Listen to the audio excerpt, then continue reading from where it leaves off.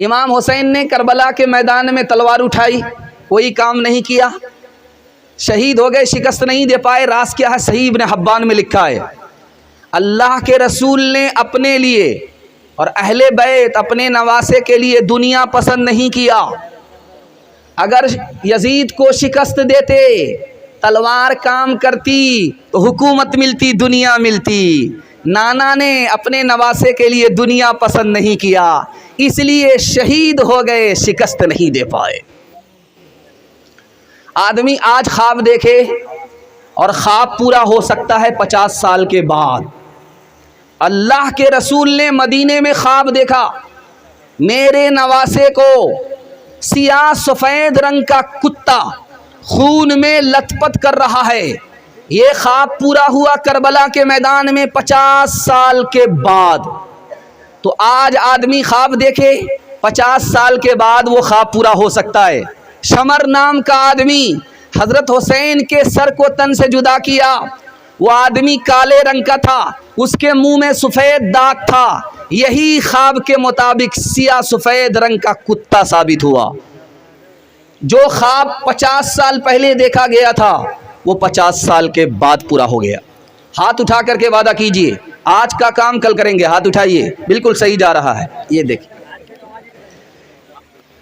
جو صورت ہو تو ایسی ہو، جو سیرت ہو تو ایسی ہو، مقام کربلا میں پھر مصیبت ہو تو ایسی ہو، جو صورت ہو تو ایسی ہو، جو سیرت ہو تو ایسی ہو، مقام کربلا میں پھر مصیبت ہو تو ایسی ہو، لڑے تنہا جماعت سے درہا لے کے ہو پیاسا، شجاعت ہو تو ایسی ہو، شہادت ہو تو ایسی ہو۔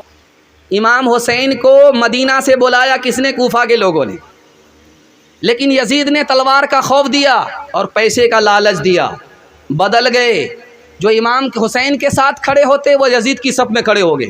اور آج بھی دیکھیں گے مولانا طارق جمیل صاحب دامت برکاتہم کہہ رہے تھے کہ ہم لوگ حسین حسین کرتے رہتے ہیں، لیکن کام کس کا کر رہے ہیں؟ یزید کا۔ یزید کی صف میں ہم لوگ کھڑے رہتے ہیں۔ ہم اتنے گمراہ ہو چکے ہیں کہ ہماری آنکھ پر پردہ پڑا ہوا، ہم کو سمجھ ہی میں نہیں آتا کہ ہم کہاں ہیں، حضرت حسین کے ساتھ ہیں یا یزید کے ساتھ۔ تو حضرت حسین جب آئے، خط دکھایا کہ دیکھو میں نے، یہ تمہارا خط ہے، تم نے خط لکھ کر کے مجھ کو مدینہ سے کوفہ بلایا ہے، اگر تم نہیں بلاتے تو میں نہیں آتا، تمہارا خط ہے، اور آج تم میرے ساتھ نہیں ہو، یزید کی صف میں ہو۔ تو ادھر سے 30 تیر برسا دیا، اور جانتے ہیں کتنا تیر پڑا تھا؟ 32 تیر حضرت حسین کے جسم میں آ کر کے پیوست ہوئے تھے، 32 تیر۔ اور تلوار چلا دی۔ تلوار کتنی چلی ہے؟ 43 تلوار چلی ہے۔ 32 تیر 43 تلوار اس آدمی کے اوپر پڑے، پھر بھی وہ آدمی زندہ ہے۔ بتائیے کیسی جان تھی، کیسا ایمان تھا۔ اس کے بعد انہوں نے کہا کہ لوگوں مجھے نماز پڑھنے دو، قرآن پڑھنے دو، مدینہ واپس جانے دو۔ کہا مدینہ واپس جانے نہیں دیں گے، قرآن پڑھنے نہیں دیں گے، نماز پڑھنے نہیں دیں گے۔ حضرت حسین نے کہا اللہ قیامت تک تمہیں قرآن سے محروم کرے، اللہ قیامت تک تمہیں مدینے سے محروم کرے، اللہ قیامت تک تمہیں مسجد اور جماعت سے محروم کرے۔ آج بھی اس کا اثر آپ دیکھ لیجئے، جو لوگ لاٹھی کھیلتے وہ قرآن سے دور، مسجد اور نماز سے دور، یہ اثر کس کا ہے؟ یزید کا اثر ہے، اور حضرت حسین کی بد دعا کا اثر ہے۔ 5 تحفے حضرت حسین نے عطا فرمائے۔ پہلا کام کیا حضرت حسین نے؟ صبر کیا، ماتم نہیں کیا۔ اپنے گھر والے سے کہا جب میں مر جاؤں، شہید ہو جاؤں تو ماتم مت کرنا۔ صبر کیا، ماتم نہیں کیا۔ دوسرا کام کربلا کے میدان میں حضرت حسین نے کیا کیا؟ قرآن پڑھا، مرثیہ پڑھنے نہیں دیا۔ تیسرا کام کیا کیا؟ جس وقت شہید ہوئے ہیں روزے کی حالت میں تھے، روزہ توڑا نہیں تھا۔ چوتھا کام یہ کیا کہ کلا تیر کی بارش ہو گئی، تلوار کی بارش ہو گئی، پھر بھی وقت پر نماز ادا کی ہے، قضا نہیں کیا۔ اور دوسری بات کیا ہے؟ سر کٹا دیا لیکن یزید کے ہاتھ میں ہاتھ نہیں دیا۔ یہ 5 کام کیے ہیں حضرت حسین نے۔ ایک مثال ہے، پیغام ختم کر رہا ہوں۔ حضرت حسن کو زہر دیا گیا، کلیجہ کٹ گیا، انتقال کے وقت حضرت حسین آگے کہا دیکھو کان کھول کر کے میری بات سن لو، میرے خاندان میں نبوت اور خلافت جمع نہیں ہو سکتی، میرا تجربہ ہے، تم کو کوفہ کے بے وقوف نکال کر کے ذلیل کریں گے، ایسا کبھی نہیں ہونے دینا۔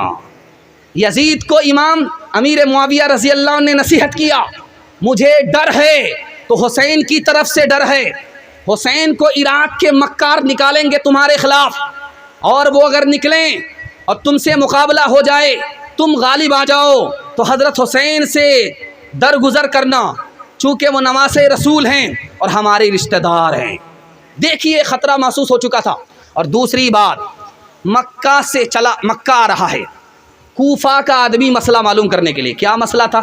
مسئلہ یہ ہے کہ نماز کی حالت میں نماز پڑھ رہا تھا، مچھر نے خون چوس لیا، اس کا پیٹ انڈیا گیٹ ہو گیا، مجھے لالچ آیا، غصہ آیا، میں نے اس کے منہ پر تماچا مارا، اس کا پیٹ پھٹ گیا۔ اب وہ خون میرے کپڑے کو لگا، بدن کو لگا، نماز ہوئی کہ نہیں ہوئی؟ نماز لوٹانی پڑے گی۔ کپڑا پاک، بدن پاک یا ناپاک ہوا؟ مسئلہ معلوم کرنے کے لیے کہاں سے چلا ہے؟ کوفہ سے چلا ہے۔ کہاں آیا ہے؟ مکہ آیا ہے۔ ابن عمر نے کہا کہ لوگوں دیکھو ان مکاروں کو، جس وقت نواسے رسول کو ان لوگوں نے شہید کیا تھا اس وقت مسئلہ معلوم نہیں کیا تھا یہ خون حلال ہے یا حرام ہے، مچھر کا خون معلوم کر رہا ہے، اوپر سے پھیٹ پھاٹ ہے، نیچے سے مقام آگاٹ ہے۔ مجھے کوفہ والو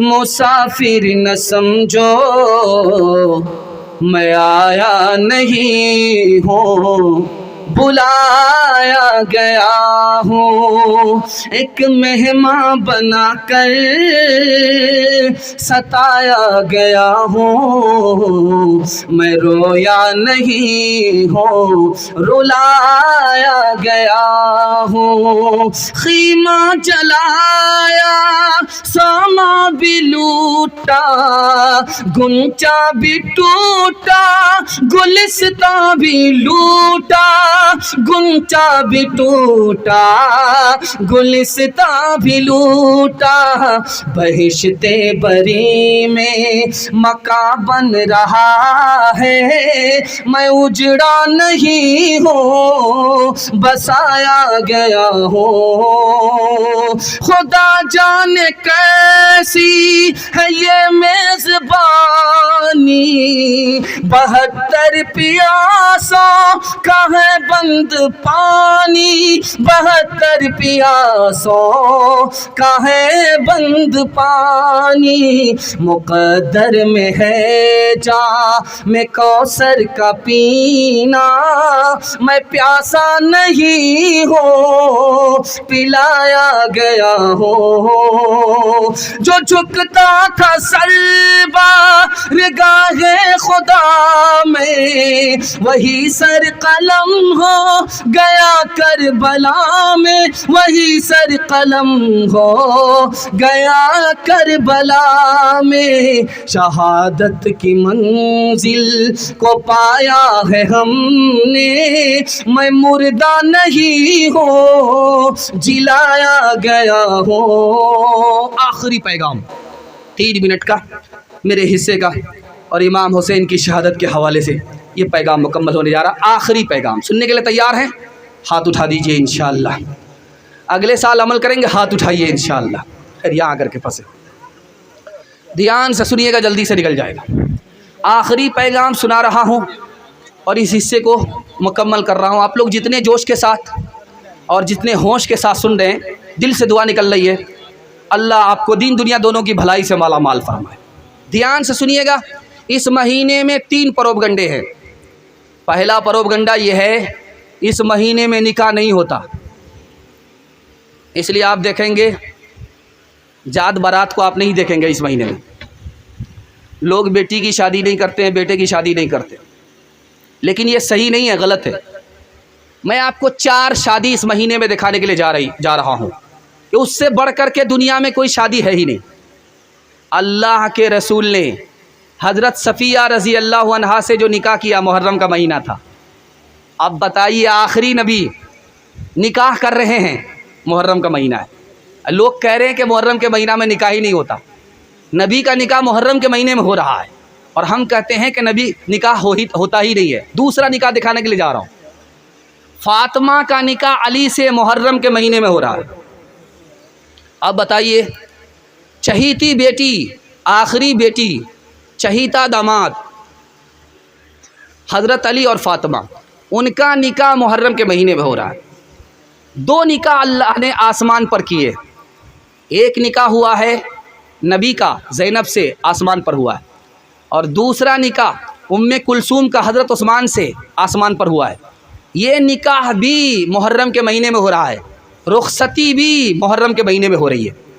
اب چوتھا نکاح دکھانے کے لیے جا رہا ہوں، کربلا کے میدان میں حضرت حسین نے سیدنا قاسم کا جو نکاح کیا ہے وہ بھی محرم میں کیا ہے، اور عاشورہ کے دن کیا ہے، اور محرم کے مہینے میں کیا ہے۔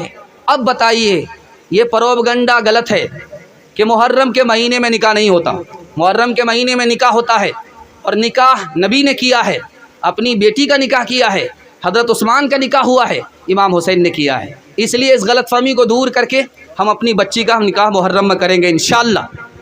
دوسرا پروپیگنڈا اس مہینے میں کیا ہوتا ہے کہ یہ جلوس کا دن ہے اور یہ ماتم کا مہینہ ہے۔ دھیان سے اس کو سنیے گا۔ کسی نے مجھے مار دیا اور میرے گھر کے آدمی نے بدلہ لے لیا تو معاملہ ختم ہے۔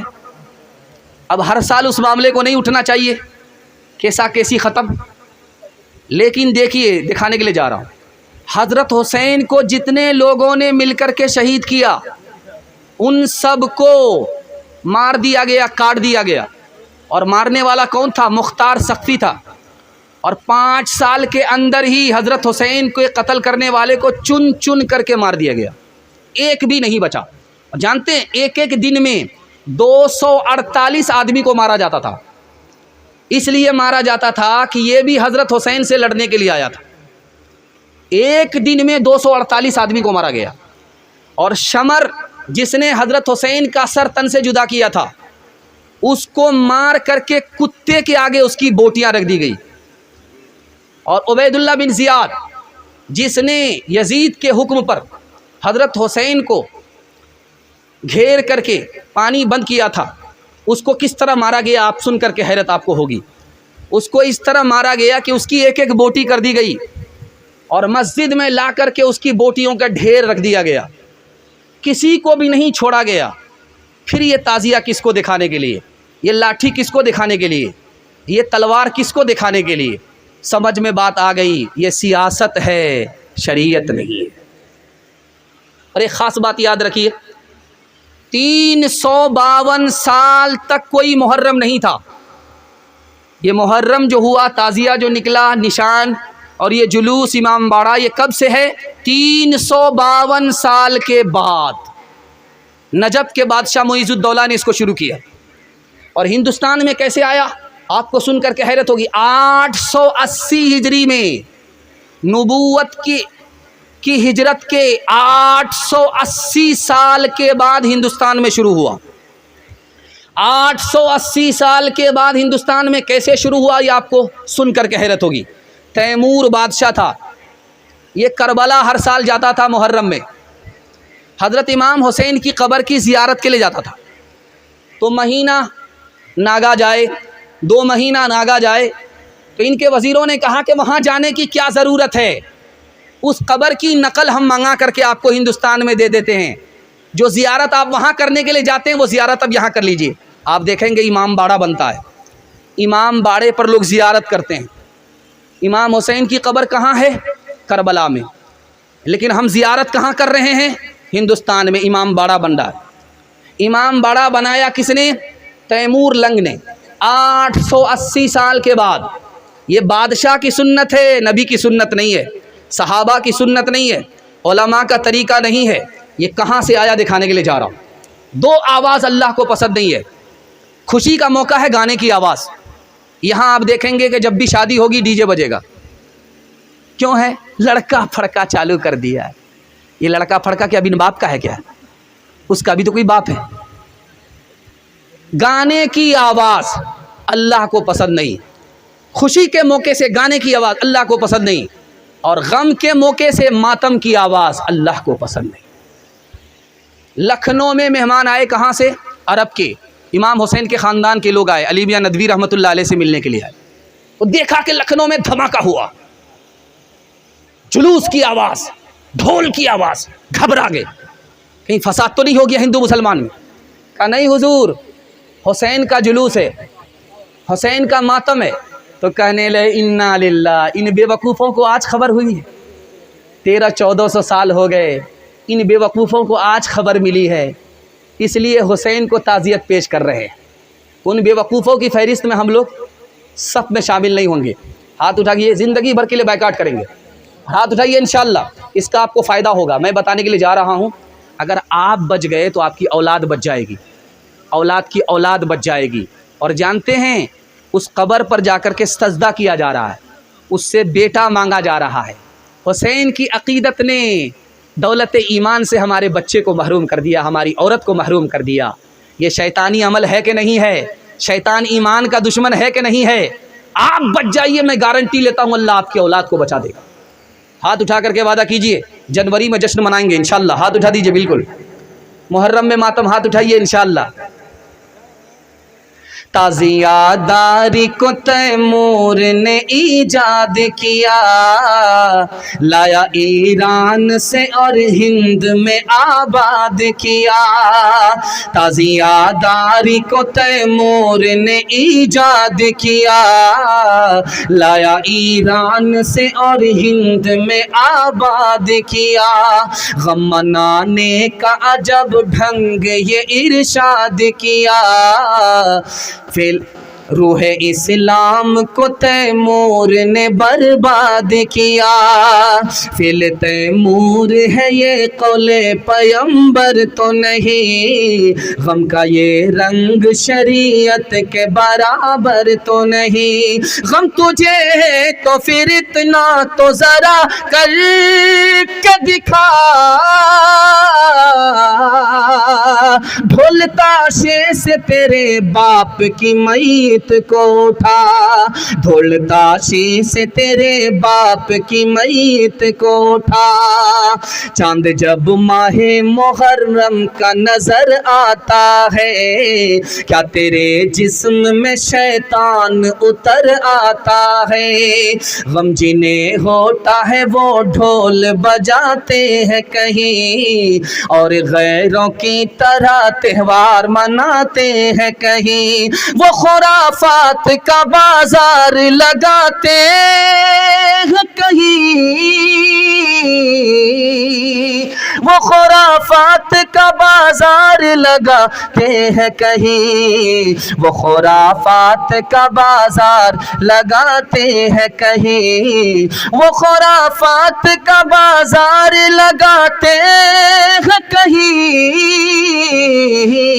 ڈھول تاشوں سے بھی میت کو اٹھاتے ہیں کہیں, ڈھول تاشوں سے بھی میت کو اٹھاتے ہیں کہیں. اب دکھانے کے لیے جا رہا ہوں حضرت حسین کیا تھے, ذرا دھیان سے اس کو سنیے گا. بچپن ہے, چھوٹے ہیں, اتنی چھوٹی عمر ہے کہ لوگ گود میں اٹھاتے ہیں.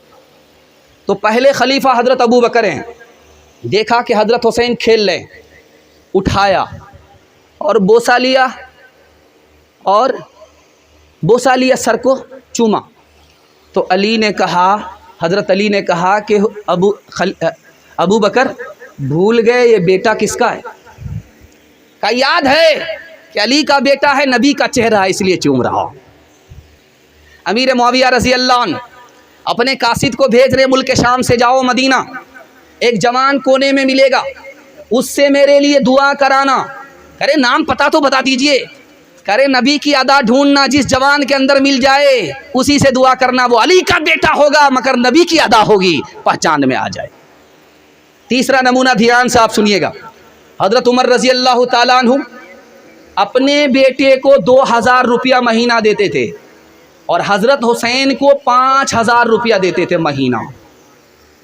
اپنا بیٹا بڑا ہے، جوان ہے، حضرت حسین چھوٹے ہیں، باپ کا فیصلہ ہے، باپ خلیفہ ہیں حضرت عمر، بیٹے کو 2,000 اور حضرت حسین کو 5,000. تو بیٹے نے اعتراض کیا، ابا حضور میں آپ کا بیٹا ہوں، میں جوان ہوں، میں تلوار اٹھاتا ہوں، جنگ میں جاتا ہوں، آپ ہم کو 2,000 روپے دیتے ہیں اور یہ چھوٹا سا بچہ ہے آپ اس کو 5,000 روپیہ دیتے ہیں. کہا بیٹے اس بچے سے مقابلہ مت کرنا، تم غلام زادہ ہو، یہ شہزادہ ہے، نبوت کا شہزادہ ہے. جو اس کا نانا وہ تمہارا نہیں، جو اس کی نانی وہ تمہاری نانی نہیں، جو اس کی ماں اس کی خالہ وہ تمہاری خالہ نہیں. بیٹا حسین سے مقابلہ مت کرنا، تو غلام ہے، غلام کا بیٹا ہے، اور حسین فاطمہ کا شہزادہ ہے اور نبی کا شہزادہ ہے. 3 بات آپ کے سامنے رکھنے کے لیے جا رہا ہوں، اور میں دل سے دعا کرتا ہوں اللہ آپ کے بچے کو حضرت حسین جیسا ہونہار عطا فرمائے، ہونہار بنائے. دھیان سے سنیے گا، جلدی سے نکل جائے گا. حضرت حسین نے حضرت علی سے پوچھا کہ ابا یہ بتائیے مجھ سے محبت ہے؟ کہا کہاں ہے. کہا میری ماں سے محبت ہے؟ کہاں ہے. کہا میرے نانا سے محبت ہے؟ کہاں ہے. کہا میری نانی سے محبت ہے؟ کہاں ہے. کہا میری خالہ سے محبت ہے؟ کہاں ہے. میرے رشتہ دار سے محبت ہے؟ کہاں ہے. حضرت علی کہنے لگے کہ اور کتنا پوچھو گے، پورا رنگ پورا ہی سوال کر لو گے. تو کہا کہ ابا حضور آپ کا دل ہے یا ڈبہ؟ پورا رنگ پورا آ گیا. میں تو سمجھ رہا تھا کہ صرف اللہ سے محبت ہوگی. اس سے اندازہ کیجئے کہ کتنی بڑی شان رکھتے تھے. حضرت عمر رضی اللہ تعالیٰ عنہ کو ریلیف بانٹنا تھا، ہر مسلمان کے بچے کو ریلیف دینا تھا. تو ان کو پوچھنا تھا مجمع سے، بھائی کس عمر کے بچے کو سرکاری پیسہ ملنا چاہیے؟ دانت ٹوٹے تب، دودھ چھوڑے تب، 2 سال کا ہو جائے تب، پیدا ہو تب، کب دینا چاہیے؟ تو کسی کے پاس جواب نہیں تھا. حضرت حسین بچپن میں ہیں، کھڑے ہو کر کے سوال کرتے ہیں، چچا جان مجھے اجازت دے دو، 2 منٹ میں جواب دے دوں گا. کہا کہ یہ کیا بات ہے؟ تو کہا کہ بیٹا جواب دو. کہا جب بچہ پیدا ہوتا ہے تو وہ روتا ہے، ہنستا نہیں ہے، اس کو ہنسانا پڑتا ہے. وہ بچہ روتا رہتا ہے، وہ رو کر کے یہ بتاتا ہے کہ سرکار کے خزانے میں میرا حصہ لگ گیا، جب تک نہیں دو گے میں BBC لندن چپ بیٹھنے والا نہیں ہوں. حضرت عمر نے کہا شاباش بیٹے، مسئلے کو حل کر دیا. مسئلہ سمجھ میں آ گیا کہ بچہ جیسے ہی پیدا ہو سرکار کے خزانے سے اس کو سرکاری پیسہ ملنا چاہیے. آخری بات بتانے کے لیے جا رہا ہوں، دھیان سے سنیے گا اور آپ سے وعدہ لینا چاہ رہا ہوں. حضرت حسین کے پاس ایک آدمی آیا پیسہ لینے کے لیے، کہا 100 روپیہ دے دیجیے. تو حضرت حسین نے ان کو 1,000 روپیہ دیا. تو بغل کا جو آدمی تھا وہ بولا کہ آپ فضول خرچی کر رہے ہیں. اس آدمی نے 100 روپیہ مانگا تھا، آپ کو 100 روپیہ دینا چاہیے، آپ نے 900 روپیہ بڑھا کر کے دے دیا، یہ فضول خرچی ہے.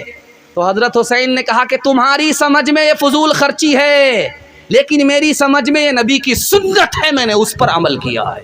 ہاتھ اٹھا کر کے وعدہ کیجئے، دوسرے کا کھائیں گے اپنا بچائیں گے. ہاتھ اٹھائیے، انشاءاللہ بالکل صحیح جا رہا ہے. دیکھیے 2-4-5 آدمی ہاتھ اٹھا رہے ہیں.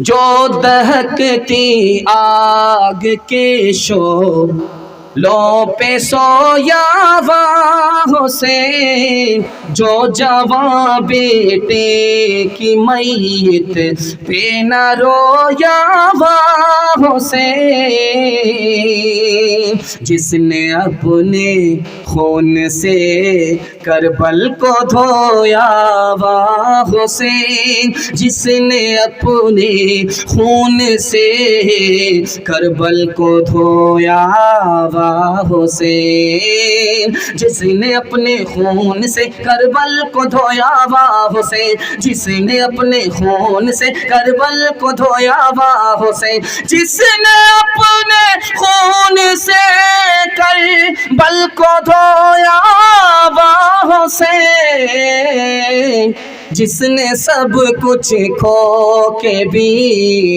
کچھ نہ کھویا ہوا حسین، جس نے سب کچھ کھو کے بھی کچھ نہ کھویا ہوا حسین. اب آئیے کوفہ کے لوگ کیسے تھے اور کیسے منافق تھے یہ دکھانے کے لیے جا رہا ہوں. حضرت حسین کے حوالے سے پیغام آ رہا ہے، اس میں آپ کو سمجھ میں آ جائے گا کہ سچائی کیا ہے. دکھانے کے لیے جا رہا ہوں. آدمی منافق بنتا ہے 2 وجہ سے، لالچ میں، خوف میں. کسی نے تلوار کی دھمکی دے دی، اب خوف میں وہ حق کا ساتھ چھوڑ دیتا، اور کسی نے پیسے کا لالچ دے دیا تو رشوت میں بک جاتا ہے، حق کا دامن چھوڑ دیا باطل کے صف میں کھڑا ہو جاتا ہے۔ کہ حضرت امام حسین شہید ہوئے، شہادت کا رتبہ ملا، کتنا عظیم رتبہ ہے، اور شہید کا مقام کتنا عظیم ہے۔ چائے بھی پیتے رہیے، ہماری طرف دھیان رکھیے، ورنہ اگلا پردھان منتری آپ لوگ بننے والے نہیں ہیں۔ دھیان سے سنیے گا، جلدی سے نکل جائے گا۔ سنیے گا، جو قطرے اللہ کو بہت پسند ہے، پہلا قطرہ راہ خدا میں، پہلا قطرہ خوف خدا میں نکلنے والا آنکھ کا آنسو اللہ کو بہت پسند ہے۔ جہنم کی آگ کو اللہ ٹھنڈا کر دیتا ہے۔ اور راہ خدا میں گردن کٹے، گردن کٹ کر کے نکلنے والا خون اللہ کو بے حد پسند ہے۔ زمین کو اللہ اس لاش کو فنا کرنے کے لیے حرام کر دیتا ہے۔ دو قطرے اللہ کو بہت پسند۔ تین انسان تمام انسانوں میں بہت بڑے ہیں۔ سب سے بڑا انسان کون ہے؟ جو نبی ہوتا ہے، نبوت کی وجہ سے وہ سب سے بڑا انسان ہوتا ہے۔ دوسرا صدیق ہوتا ہے، سچا پکا مسلمان، صداقت کی وجہ سے وہ دوسرے نمبر پر سب سے اچھا مسلمان ہوتا ہے۔ تیسرا مسلمان جو سب سے اچھا ہوتا ہے وہ شہید ہوتا ہے، جس نے راہ خدا میں گردن کٹا دی۔ شہادت کی وجہ سے اللہ تعالیٰ اس کے مقام کو بلند فرما دیتا ہے۔ جانتے ہیں کہ شہید کا رتبہ کتنا بڑا ہوتا ہے؟ اللہ تعالیٰ جب اس کے جسم سے روح نکالتا ہے تو پرندے کی صورت میں اس کو ڈال دیتا ہے، اور جنت میں اڑنے کی طاقت شہید کو اللہ عطا فرماتا ہے، اور عرش میں اس کو ٹھکانہ ملتا ہے۔ اور پھر ساتھ ساتھ یہ ہے کہ ہمارا قبرستان ہے، لوگ دفن ہوتے ہیں، آپ دیکھیں گے صرف 4 مہینے کے اندر لاش ختم ہو جاتی ہے، لیکن شہید جو قبرستان میں دفن ہوتا ہے قیامت تک اس کی لاش باقی رہتی ہے۔ مٹی پر حرام ہے، مٹی کھا نہیں سکتی۔ ہمارا نام اعمال مرتے ہی بند ہو جاتا ہے، لیکن شہید کا نام اعمال قیامت تک کے لیے کھلا رہتا ہے۔ 72 حور سے شہید کا نکاح ہوگا، اور 73 آدمی گنہگار خاندان کی شفاعت کا حق اللہ تعالیٰ شہید کو عطا فرماتا ہے۔ اتنا بڑا رتبہ شہید کا ہے۔ 4 بیٹا جا رہا میدان جنگ میں، ماں نے کہا کہ بیٹا پیٹھ مت دکھانا، راہ خدا میں جان دے دینا، پیٹھ مت دکھانا۔ چاروں بیٹے شہید ہو گئے۔ ماں کے پاس خبر آئی تمہارے چاروں لال ختم ہو گئے، تمہارا چاروں چراغ گل ہو گیا، تو کہنے لگی سبحان اللہ، کہنے لگی الحمدللہ۔ انا للہ پڑھو، مصیبت کا موقع ہے، خوشی کا موقع نہیں۔ الحمدللہ کیوں پڑھتی ہو؟ کہا بچپن میں جب بچے کو گود میں لے کر کے میں دودھ پلاتی تھی تو دعا کرتی تھی کہ میرے بیٹے کو اللہ اپنے دین کی سربلندی کے لیے قبول فرما۔ بچپن کی دعا 55 میں قبول ہو گئی، اس لیے خوشی کا اظہار کر رہی۔ بیٹا پھانسی پر چڑھا ہوا ہے۔ گناہ کیا ہے کہ آذان میں علی وسیع رسول اللہ نہیں کہا، اس بنیاد پر پھانسی لگ گئی۔ بیٹا پھانسی پر چڑھا ہوا، ماں آئی، جوان بیٹا، بوڑھی ماں، پھانسی کے پھندے پر بیٹا لٹکا ہوا ہے۔ کیا کہتی ہے؟ واہ رے بیٹا، شاباش بیٹا، مبارک ہو، میں نے تمہیں اسی دن کے لیے دودھ پلایا تھا، میں نے تمہیں اسی دن کے لیے عالم باعمل بنایا تھا، بیٹا تو نے آخرت کو بنا لیا، تیری دنیا برباد ہو گئی، آخرت تو نے بنا لیا، مبارک ہو۔ تیسری مثال آ رہی ہے، عبداللہ ابن زبیر کو پھانسی پر چڑھا دیا گیا ہے، 3 دن تک لاش لٹکی ہوئی ہے، کسی کی ہمت نہیں ہے کہ حجاج بن یوسف نے جس کو پھانسی کے پھندے پر چڑھایا ہے کوئی پھانسی کے پھندے سے اتار دے۔ ماں آ کر کے کہتی ہے کہ لوگو، ارے جنتی کو دیکھنا ہے تو اس جنتی کو دیکھو، سواری پر سوار ہے اور جنت کا منتظر کھڑا ہے، دیکھنا ہے تو اس کو دیکھو، نصیب دیکھو تو اس کا نصیب دیکھو، قسمت دیکھو تو اس کی قسمت دیکھو۔ آدمی موت سے گھبراتا ہے، لیکن وہ موت گھبرانے کی چیز نہیں ہے، اللہ نے جان دی اور اسی خدا کو جان واپس کر دی، اس سے بڑی سعادت اور کیا ہوگی؟ ہاتھ اٹھا کر کے وعدہ کیجئے، انشاءاللہ اپنے بچے کو پہلے دین کی تعلیم دلائیں گے، اس کے بعد ڈاکٹر، پروفیسر، انجینئر بنائیں گے۔ ہاتھ اٹھائیے انشاءاللہ۔ ببول بوئیں گے، آم کاٹیں گے، ہاتھ اٹھائیے انشاءاللہ۔ وہ مائیں پیدا کرتی تھی نمازی، دھنی تلواریں کے میدان کے غازی، وہ مائیں جب کہ لیتی تھی بلائیں تو یوں بیٹے کو کرتی تھی دعائیں، عبادت میں کٹے بیٹا جوانی، شہادت میں ختم ہو زندگانی۔ تیسرا پیغام، سب سے بڑا شہید مظلومانہ جس کو شہید کیا گیا، حضرت عثمان کے حوالے سے بالکل 3 منٹ کا مختصر سا پیغام آپ کی خدمت میں آ رہا ہے، سننے کے لیے یہاں سے لے کر کے وہاں تک تیار ہیں؟ جوش کے ساتھ ہاتھ اٹھائیے انشاءاللہ۔ بہت خوبصورت جلسہ، میں گھبرا گیا تھا کہ صرف فاتحہ کرنا ہوگا، چراغی مرادی لے کر کے واپس جانا ہوگا، کچھ نہیں ہوگا، لیکن اللہ کا شکر ہے محسوس ہو رہا ہے کہ ابھی جلسہ شروع ہو رہا ہے۔ دھیان سے سنیے گا۔ حضرت عثمان نے خواب دیکھا، اللہ کے رسول کو دیکھا، کہا عثمان کیا ہوا، کیوں پریشان ہو؟ کہ یا رسول اللہ آپ کی امت نے ستایا ہے، کئی دن سے پانی بند ہے، پانی پینے نہیں دے رہی ہے، اس کنویں سے جس کو میں نے خرید کر کے مسلمانوں کو دیا، اس کنویں سے یہ مسلمان مجھ کو پانی پینے کے لیے نہیں دے رہے ہیں۔ یا رسول اللہ جس مسجد کے اندر میں نے زمین دیا، خرید کر کے زمین دی، اس مسجد میں آپ کی امت ہمیں نماز پڑھنے کے لیے نہیں دے رہی ہے۔ یا رسول اللہ گھر سے باہر نکلنے نہیں دے رہی ہے۔ اللہ کے رسول نے کہا عثمان گھبراؤ نہیں، روزے کی نیت آج کر لو، افطار میرے پاس آ کر کے کرنا۔ حضرت عثمان سے کہا کہ حضور آپ کے اوپر جان لیوا حملہ ہونے والا ہے، آپ مکہ چلے جائیے، مدینہ چھوڑ دیجیے، آپ ملک شام چلے جائیے، مدینہ چھوڑ دیجیے، آپ اپنے دشمن سے مقابلہ کیجیے۔ جانتے حضرت عثمان نے کیا جواب دیا؟ اللہ بنائے تو ایسا عاشق بنائے، محبت دے تو ایسی محبت عطا فرمائے۔ کیا کہا کہ میں مقابلہ نہیں کر سکتا، میں اگر نبی کی امت سے مقابلہ کروں گا تو میری جان بچے گی، نبی کی امت کا خون بہے گا، یہ مجھ کو گوارا نہیں ہے، میں جان دے سکتا ہوں، نبی کی امت کا خون نہیں بہا سکتا۔ کہا حضور مکہ چلے جائیے، کہا مکہ جاؤں گا، یہ میرے پیچھے مکہ چلے جائیں گے، جس طرح یہ مدینے میں مدینے کی توہین کر رہے ہیں، مکے کی توہین کریں گے، مجھے اللہ کے گھر کی توہین گوارا نہیں ہے، مجھے اپنی توہین گوارا ہے، اللہ کے گھر کی توہین گوارا نہیں۔ کہا کہ مدینہ چھوڑ دیجئے، ملک شام چلے جائیے، کہا یہ ہرگز نہیں ہو سکتا، جان تو دے سکتا ہوں، نبی کے شہر کو چھوڑ نہیں سکتا۔ ہاتھ اٹھا کر کے وعدہ کیجئے کہ سب سے پہلا کام حج عمرہ کریں گے اگر اللہ نے اس لائق بنایا، ہاتھ اٹھائیے انشاءاللہ۔ نبی کی زیارت کریں گے، ہاتھ اٹھائیے انشاءاللہ۔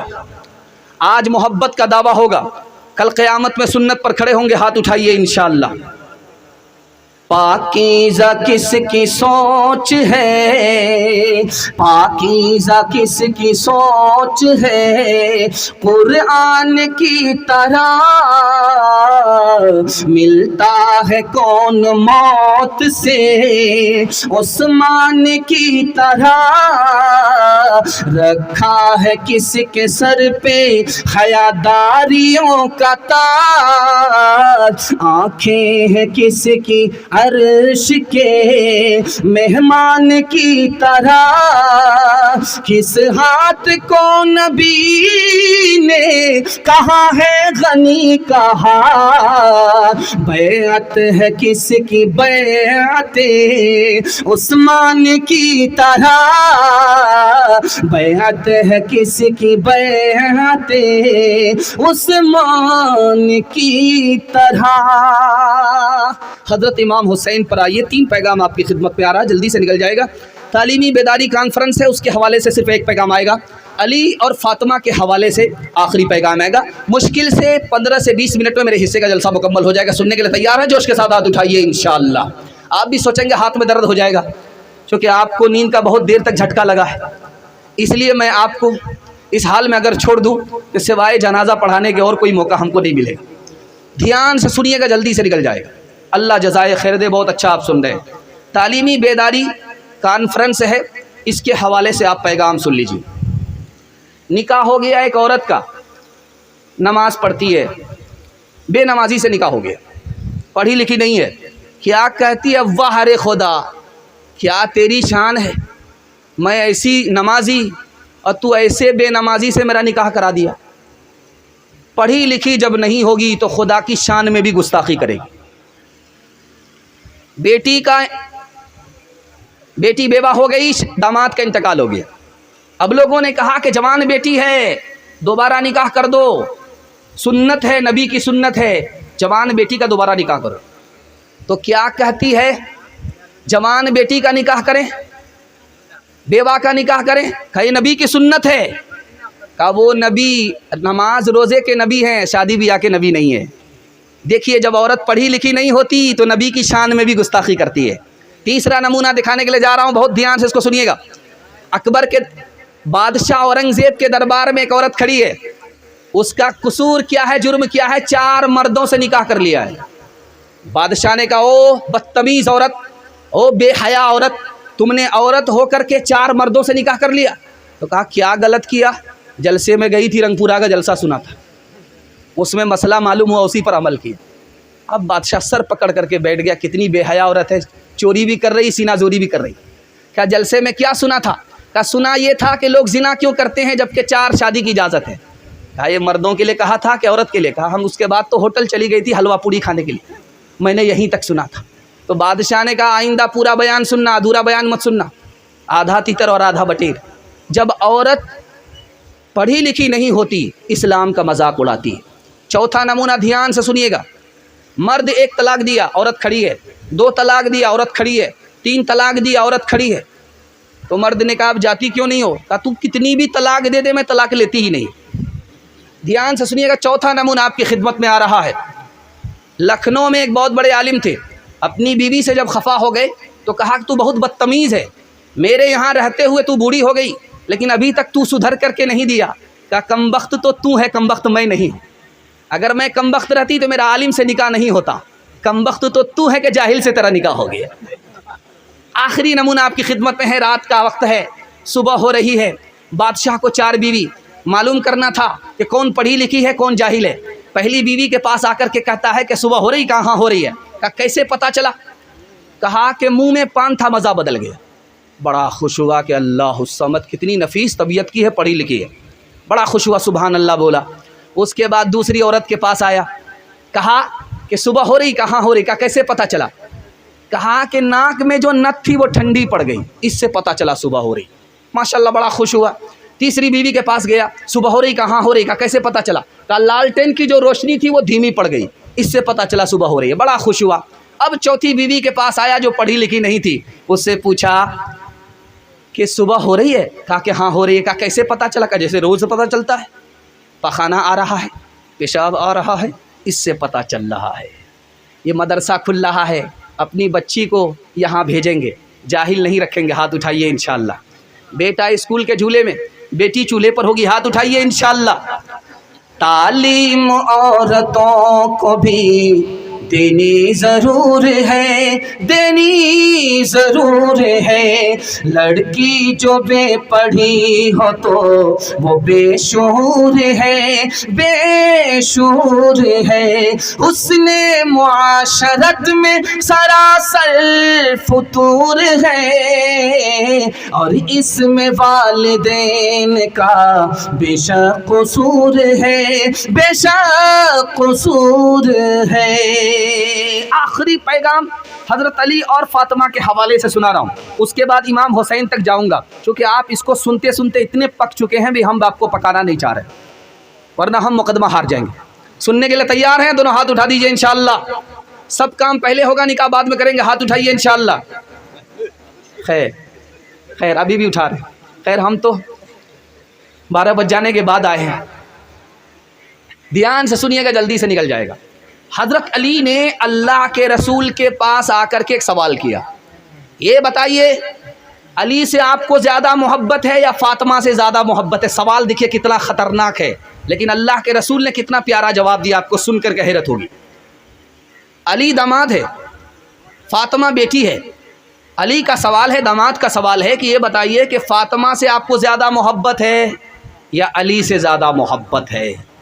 اللہ کے رسول نے کہا کہ علی فاطمہ سے زیادہ محبت ہے، آپ سے زیادہ فاطمہ سے محبت ہے۔ لیکن فاطمہ سے زیادہ آپ کی عزت ہے۔ دوسرا سوال سنیے، دھیان سے سنیے گا۔ فاطمہ آئی، کہا یا رسول اللہ آپ نے علی سے میرا نکاح کر دیا، علی کی تو آنکھ کمزور ہے۔ کہا بیٹی علی سے تمہارا نکاح ہوا ہے جو میرے خاندان میں سب سے پہلے اسلام لایا، بیٹی علی سے تمہارا نکاح ہوا جو میرے خاندان میں سب سے زیادہ علم والا تھا، بیٹی علی سے تمہارا نکاح ہوا ہے جو میرے خاندان میں سب سے زیادہ اخلاق والا تھا، نرم آدمی تھا۔ بیٹی صورت کو مت دیکھو، سیرت کو دیکھو۔ فاطمہ آ گئی، اللہ کے رسول نے کہا بیٹی یہ بے موقع کیسے آئی؟ کہا علی سے خفا ہو کر کے آئی۔